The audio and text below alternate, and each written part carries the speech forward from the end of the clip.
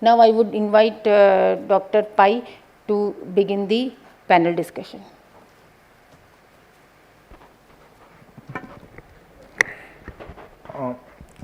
Thank you to the organizers and thank you to AstraZeneca for the opportunity. I would quickly begin the panel since we are running short of time. Okay, so starting with the case, 59-year-old female with abdominal distension, CA 125-435, ECOG PS1, no relevant personal history, CT scan finding FIGO stage 3C with extrapelvic and peritoneal mets.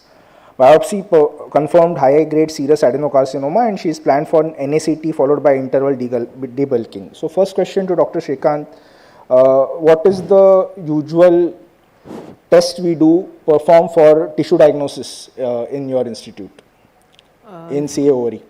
If patient is having ascites, we would like to go out with a cell block and cytology from ascites. And you will be happy with the diagnosis and you will consider starting the treatment on the basis of that? Yes. And biopsy, is it considered? No, we normally don't do a biopsy. If we have an ascitic cell block with IHC markers consistent, which is suggest a Mullerian origin, we don't do a biopsy. We don't do biopsy. Fine, fair enough. Would you, in which cases would you consider a biopsy? Wherein the tumor markers are not very suggestive.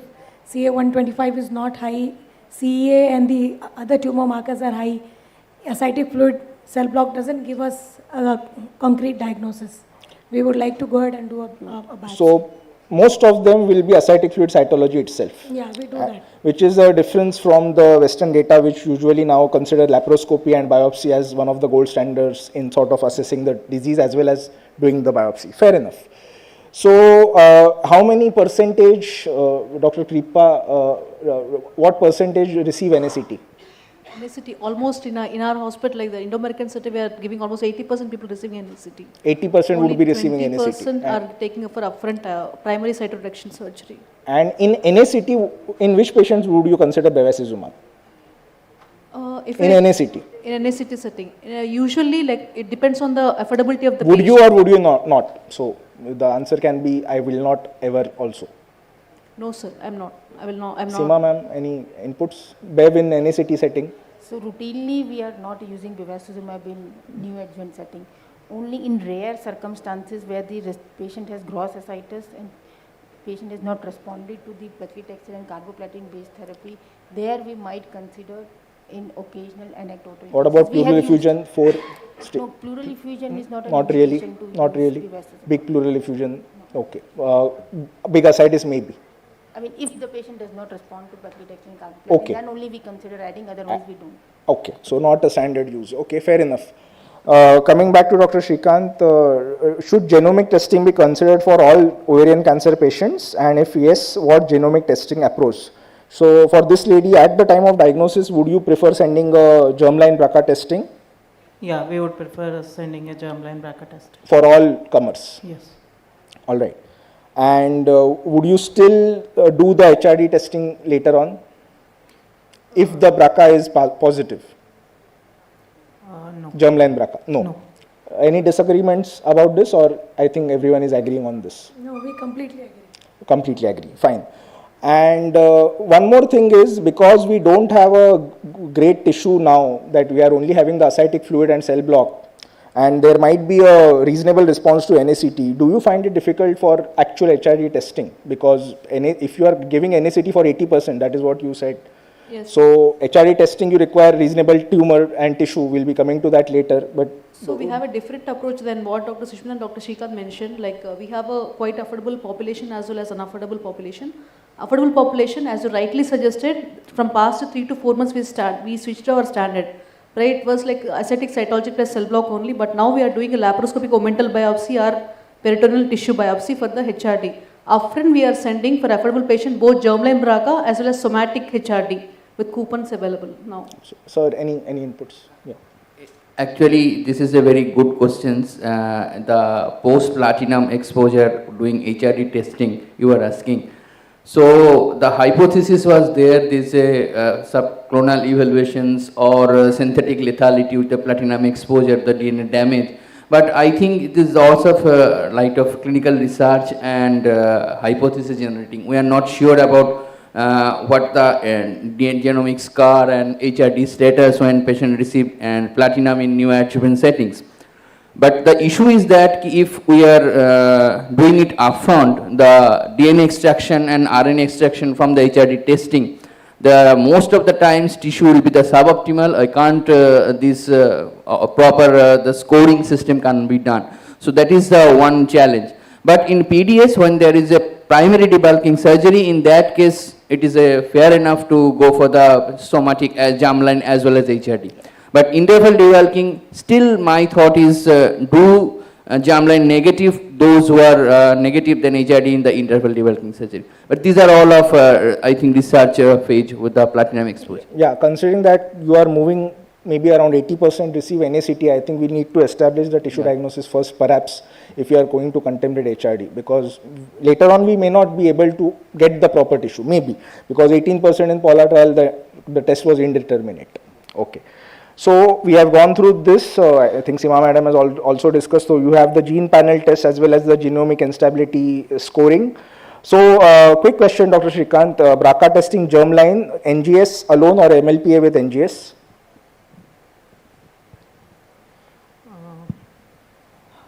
NGS alone would be okay. Dr. Shushmita? NGS alone is okay. No, this is not on the slide, so I'm just asking because germline is something which everyone accepted at the time of diagnosis you would do in this patient. So what would you prefer, NGS alone or germline with NGS with MLPA? Germline with NGS. It will be with MLPA because if there are large deletion that will be missed on the NGS. So whenever we get a... Ma'am, institute NGS with MLPA, everyone? Yeah, I think so. Yes, we have MLPA. Okay, fine. MLPA, fine, thank you. So yeah, you tend to miss a few patients if you don't use MLPA, and in private the cost is around 15,000 extra for MLPA. I think we can get it done. So yeah, around 50% of patients actually have HRD if you assess it by the proper test. If only the blood germline is done, around 15% might have BRCA mutations. And the genomic instability score is a relevant marker, and you do have benefit with PARP inhibitors, as this was one of the ESMO guideline recommendations. So which genomic test should be considered to detect HRD? Point number one.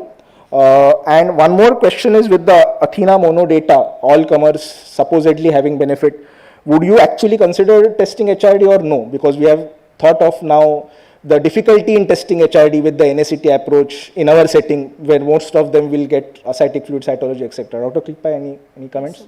Athena mono, like all the studies, like all comers which got included in niraparib as well as Athena mono, though the benefit is like BISR analysis was like 6 months and all, but the benefit, like I see, it's just 3 to 6 months. Definitely for prognostication to offer such a cost treatment, I'll definitely do the HRD testing in the baseline. What we are following is actually we have a coupons from like olaparib, Limpasa people, so that we are using. One test if I want to use, we are doing somatic, but to totally prognosticate, you're doing germline plus HRD. Absolutely. So you definitely find a place for HRD testing in ovarian cancer across the board, and even in spite of the results of Athena mono. And absolutely correct, because what I feel was that definitely there was a meta-analysis. I think one of the authors is on the discussion panels also. So the meta-analysis also showed the benefit only not in HRD negative, it was only in HRD positive patients and BRCA mutation patients. And that was a much bigger patient subset. In Athena mono, there is a controversy about randomization, 4:1 randomization, etc. So just on the basis of that, not doing HRD, I don't think is the way to go. Fair enough. Any disagreements on this, or can I continue? Okay, fair enough. So what test actually do you prefer for HRD, Dr. Shrikant, in practice? In practice, myriad will be the better one. No, as in you send myriad testing, or like what is used in your institute? As Dr. Krupa has rightly said, we have coupons if someone has. So the Indian version of the okay, fine. So the genomic scar test is fair enough. That Dr. Kripa, any disagreements? No, sir, we are going for Indian version only. Dr. Shushmita, same? Indian version costs around 50,000. Yeah. Lesser than the myriad, my choice. Fair enough. So the Indian version is well accepted and everyone is happy with the standard cutoff of the Indian version. Fair enough. Okay. So would you be sending the cell block as well as the interval debulking and let the pathologist decide? Because if at all you have an interval debulking, you have two tissues. You have the initial cell block or something and you have the new tissue, the fresh tissue after the surgery. So would you consider sending both and let the pathologist decide what is the better tissue, or would you just send the surgical sample and hope that it contains enough residual tumor? Residual disease is there in the positive, we are sending that only, sir, because cell block, most of the times it is like negative, the tissue is not so adequate for us. Sir?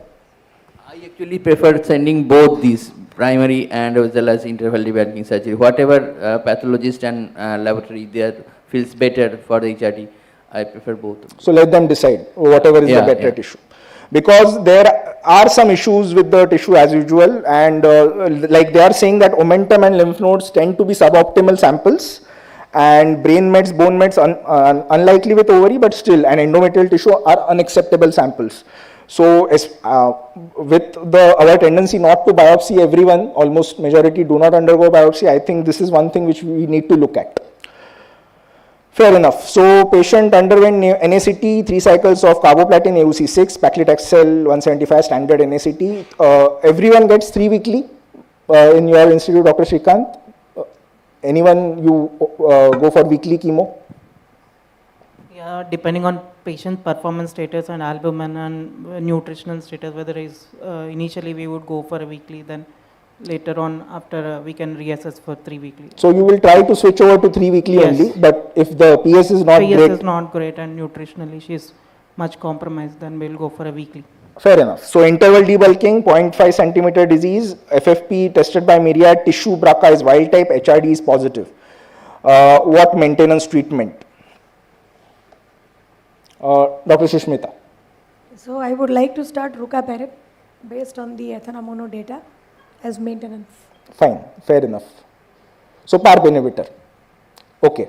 And no place for bevacizumab after in this patient?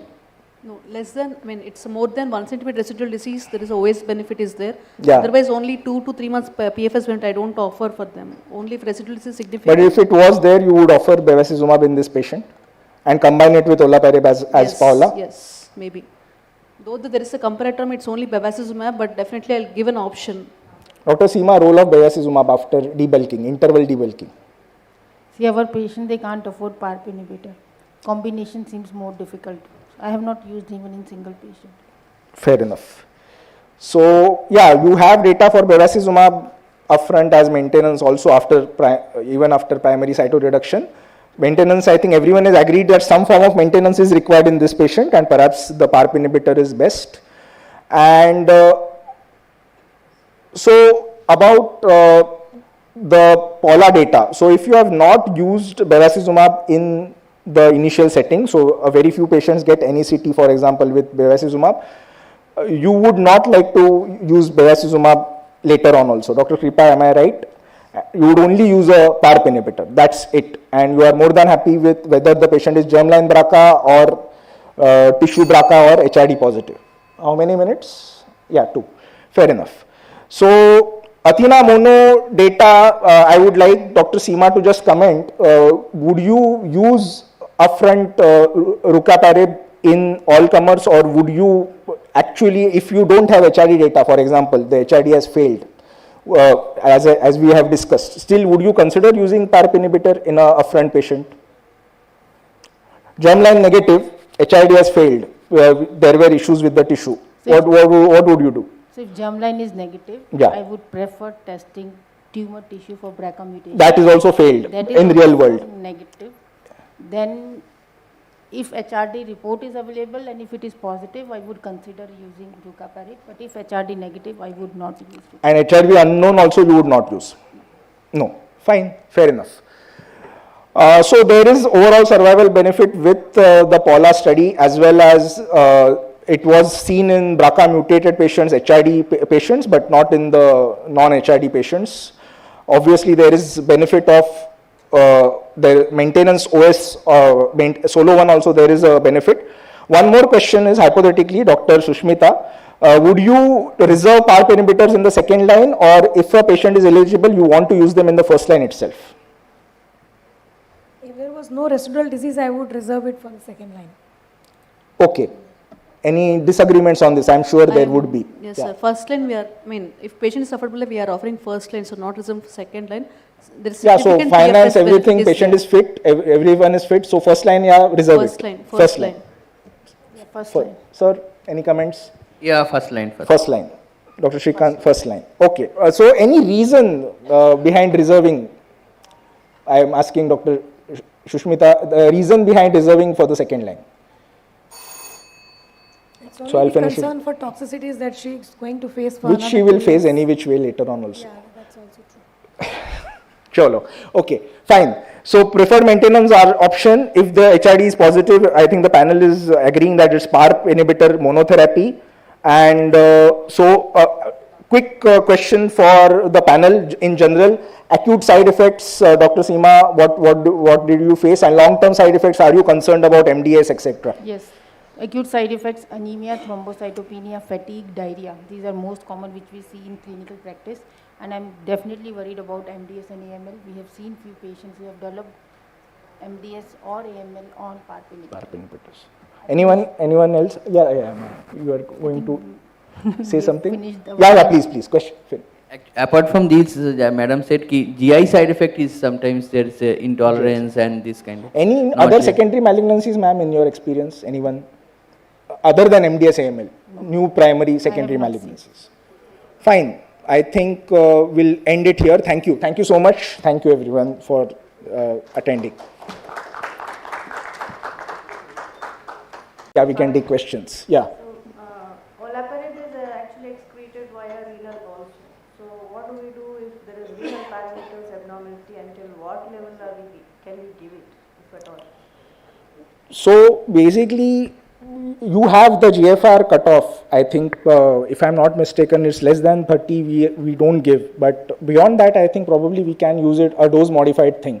In private practice, frankly speaking, we can use a lesser dose level also while starting. We are not using the standard dose level. Most of our patients will be requiring dose reductions, and I don't know that how many will actually complete 2 years.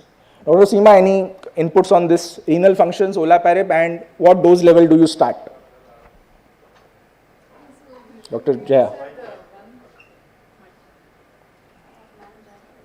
Had one patient who had, this was in the recurrent setting where she had renal failure, so we needed to use a modified dose. I think there are dose modifications. Yeah, I don't the remember standard. I used the nomogram, I don't remember Yeah. the cutoffs offhand. But definitely less than 50, there is a dose modification and they go up to 400 milligrams, for Olaparib. And I think there are dose modifications for Rucaparib as well. So dose modification in renal failure. Of course, I haven't used it in absolutely, less than 10. Less than So 30 So and this patient actually had a benefit with the PARP inhibitor even after, because she was like ECOG 2-3 post multiple lines, but still platinum sensitive, but platinum hypersensitive. Now the funny part is that very indication is today out of like third line single agent Olaparib has presently now has been FDA withdrawn. withdrawal. Yeah. So what was the initial indication is today has been withdrawal, saying that maybe use of it upfront is better. But whatever we have used are a couple of patients, off protocol is in these relapsed recurrent before these data came out. So that is there. So I think. And the starting dose will be the standard recommended one, or do you dose modify at the beginning? No, dose modify at the beginning if they have renal failure.